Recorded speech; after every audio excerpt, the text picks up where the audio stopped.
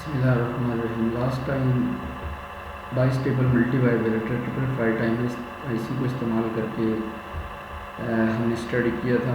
आज monostable multivibrator जो है इसको स्टडी करते हैं। मोनोस्टेबल मल्टीवाइब्रेटर जो है इसमें एक स्टेट जो है वो आपने ऑलरेडी मेंटेन करनी होती है। तो लेट्स से हमने लो स्टेट अगर मेंटेन करनी है तो उसके लिए क्या करेंगे, लो स्टेट मेंटेन करने के लिए threshold input is connected with capacitor of charging network circuit.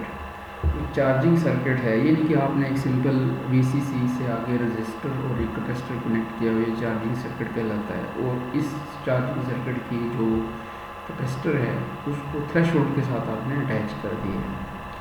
इससे क्या होगा, इससे ये होगा कि कैपेसिटर चार्ज करेगा, और जब ये चार्ज करेगा तो ज़ाहिर है कैपेसिटर की वोल्टेज इंक्रीज़ करते ही 2/3 ऑफ VCC से ज़्यादा होगी। जैसे ज़्यादा होगी तो उससे आउटपुट लो होगी, और आउटपुट लो होगी ट्रांजिस्टर डिस्चार्ज सर्किट बनेगा, और ये डिस्चार्जिंग सर्किट जो है फिर कैपेसिटर को डिस्चार्ज कर देगा।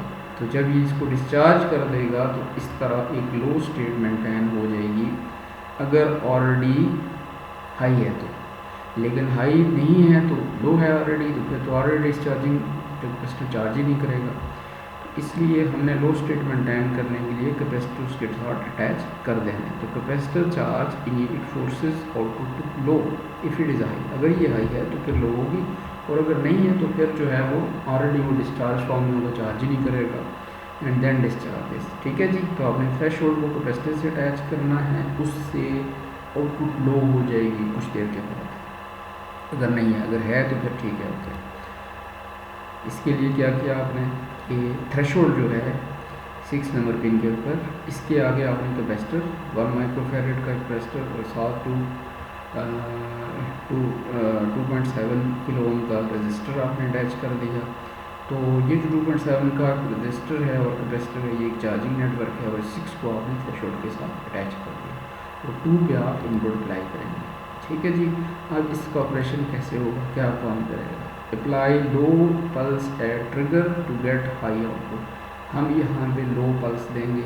जब लो पल्स देंगे, ठीक है, ट्रिगर के ऊपर, तो उससे आउटपुट हाई हो जाती है। आउटपुट हाई हो जाती है और चार्जिंग नेटवर्क ऑन हो जाता है, यानी कि चार्जिंग शुरू कर देता है। तो इससे क्या होगा, it switch off internal transistor and capacitor start charging. इससे कैपेसिटर चार्जिंग शुरू कर देगा, और फिर जब चार्जिंग करते करते व्हेन कैपेसिटर वोल्टेज रीचेज है 2.3 of VCC it returns to low state. तो अब दोबारा से ये लो स्टेट में आ जाएगा वापस।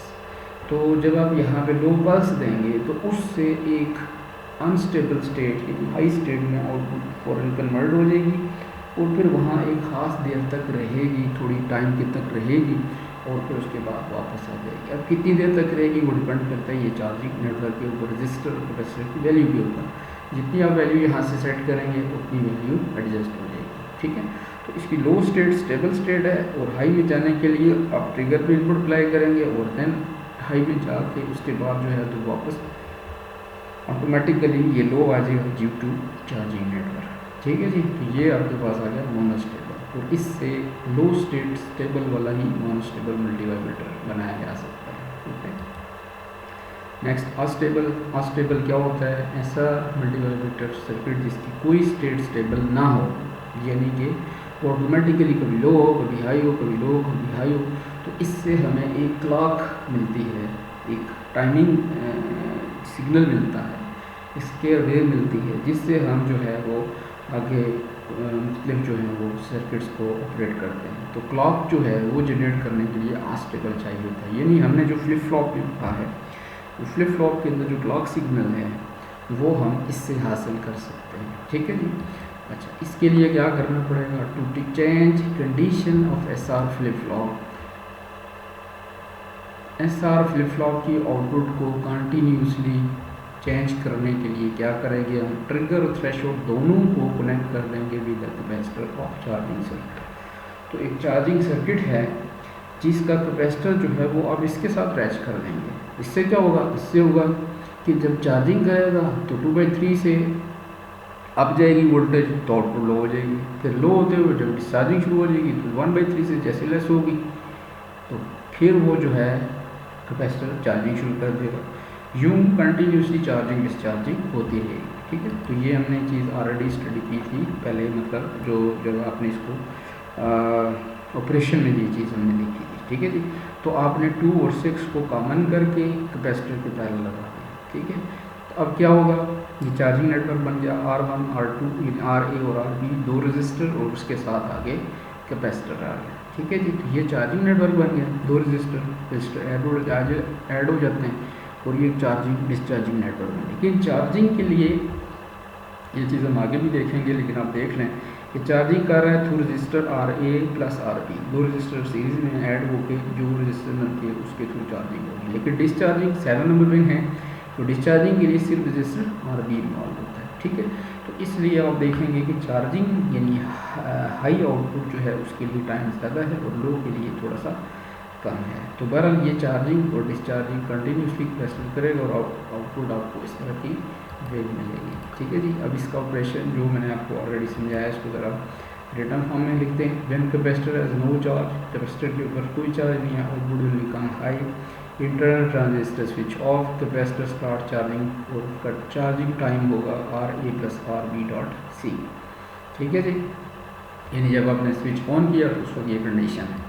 अब आपने आगे देखें कि when capacitor voltage become above 2/3 of this, charging करते करते वैल्यू जब 2/3 ऑफ दिस से ज़्यादा हो जाएगी तो क्या होगा, आउटपुट बिकम लो, आउटपुट लो हो जाएगी, इंटरनल ट्रांजिस्टर स्विच ऑफ, अंदर जो ट्रांजिस्टर लगा हुआ ऑफ हो जाएगा, ऑन हो जाएगा, और जब ये ऑन होगा तो capacitor start discharging, capacitor discharging शुरू कर देगा और डिस्चार्जिंग टाइम टॉप बराबर होगा RB डॉट C। तो इस रेट के साथ वो डिस्चार्ज करेगा। अब डिस्चार्ज करते करते फिर वैल्यू जब कैपेसिटर वोल्टेज डिक्रीजेस बिलो 1/3 जब ये दोबारा से 1/3 से लेस हो जाएगी तो क्या होगा, output will become high, output high हो जाएगी, internal transistor switch of, transistor switch of होगा और दोबारा से चार्जिंग सीक्वेंस आएगी। ये पहले वाला जो कम था वही। तो चार्जिंग डिस्चार्जिंग आउटपुट कंटिन्यूसली जो है वो वाइब्रेट करेगी। ये इसका जो है वो अनस्टेबल मल्टी वाइब्रेटर का ऑपरेशन है, जो पॉइंट्स की फॉर्म में आपको शो कर दिए है। और इसको आपने जो है वो 3 मल्टी वाइब्रेटर से इनको स्टडी करना है। अगर कोई प्रॉब्लम आती है तो आप इसको डिस्कस कर सकते हैं। इसके अलावा आप देखेंगे कि आपके जो दूसरे सब्जेक्ट्स हैं एनालॉग में, उसमें भी 555 टर्मिनल IC है, और अगर वहाँ पे आप स्टडी करते हैं, बहरहाल देख लें आपने जो है ये दोनों सब्जेक्ट्स में ये यूज़ होता है, तो आपने जो है इसको सही तरीके से स्टडी करना है। अस्सलामु अलैकुम वरहमतुल्लाह।